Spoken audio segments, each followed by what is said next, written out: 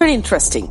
প্রথমত এনসিপির নিবন্ধন নাই, সুতরাং ব্রাহ্মণবাড়িয়া 2-তে কে গেল আর ব্রাহ্মণবাড়িয়া 3-3 কোন ইউনিয়ন যুক্ত হলো তাতে এনসিপির কিছু যায় আসার কথা না। 1, 2 হলো এনসিপির যেই বক্তব্য 2-3জন বক্তা কিন্তু অলরেডি এর আগে বক্তব্য রেখেছেন, পরে আমি বুঝলাম তারা এনসিপির।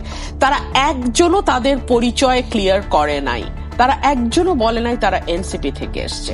3 হলো যেটা আমি পরবর্তীতে গিয়ে বুঝতে পারলাম, যখন আমি তাদের 14-15 জন বক্তব্য দিয়েই যাচ্ছে এবং কমিশন বুঝতেও পারছে না কারা কথা বলছে, কোন পক্ষে কথা বলছে। বারবার ইলেকশন কমিশনের সচিব জিজ্ঞেস করছেন যে আপনারা আসলে কোন পক্ষে, আপনারা কি ইউনিয়নগুলো 3-এর রাখার পক্ষে না 2-এ আনার পক্ষে, তারা সেটাও খুব স্পষ্ট করে বলছে না।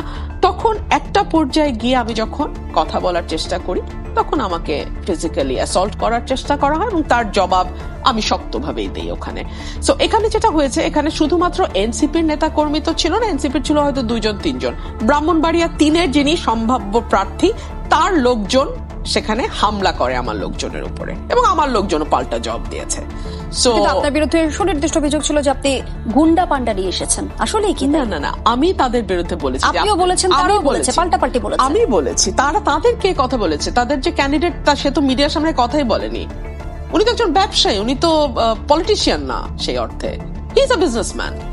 তো আমি কথা বলেছি মিডিয়াতে এবং আমি বলেছি গুন্ডা যদি আনা কেউ চেষ্টা করে, কেউ যদি মনে করে সে ওইভাবে সে রায় পরিবর্তন করবে, ভয় দেখাবে, ইসিকে ভয় দেখাবে বা অন্য কোনো প্রতিষ্ঠানকে ভয় দেখাবে, মানে যে করেই হোক তারা ম্যানিপুলেট করার চেষ্টা করবে, আমি তার জবাব দেব।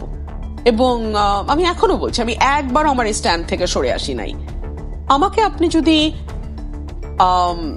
মানে রাজনীতির যেই চিরাচরিত ভাষা সেটার বাইরে গিয়ে আপনি আমাকে আক্রমণ করেন, আপনাকে পাল্টা আক্রমণের শিকার হতে হবে ফর শিওর।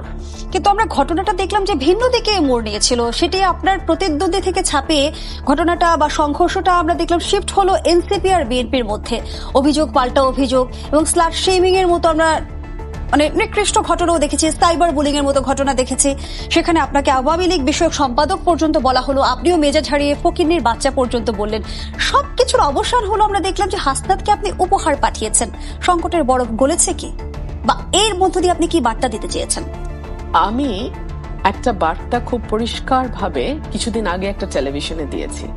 যেই পলিটিক্যাল কালচারে আমি বড় হয়েছি, যেই পলিটিক্যাল কালচারের গল্প শুনে আমি বেড়ে উঠেছি এবং আমার রাজনীতির হাতে খড়ি যেই পরিবার থেকে, সেই পরিবারের কিছু স্মৃতিচারণ আমি করেছি।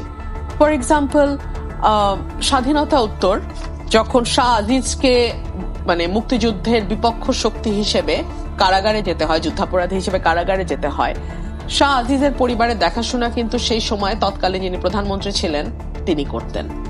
এবং মৌলানা ভাসানী যখন ন্যাব গঠন করেন, তার কাছেও আওয়ামী লীগের শীর্ষস্থানীয় নেতৃবৃন্দরা আসতেন এবং হুজুর আমরা এখন কি করব বলে পরামর্শ নিতেন। এই সংস্কৃতি ছিল। সো হাসনাত আমাকে যখন ফোন করে বলল, আপা আমি আপনার এলাকায় যাচ্ছি, তখন আমি বললাম যে আমার নেতা কর্মীদের আমি বলে দিচ্ছি, তারা যাবে এবং তোমাকে স্বাগতমই জানাবে। এবং তারা গেল। আর যখন হাসনাত জিজ্ঞেস করলো, আপা আপনার এলাকা থেকে আমি কি নিতে পারি, মানে ব্রাহ্মণবাড়িয়ার স্পেশালিটি কি, তখন আমি ছানামুখী পাঠিয়েছি, যেটা আমার ব্রাহ্মণবাড়িয়ার জিআই প্রোডাক্ট, স্পেশালিটি ছানামুখী মিষ্টি।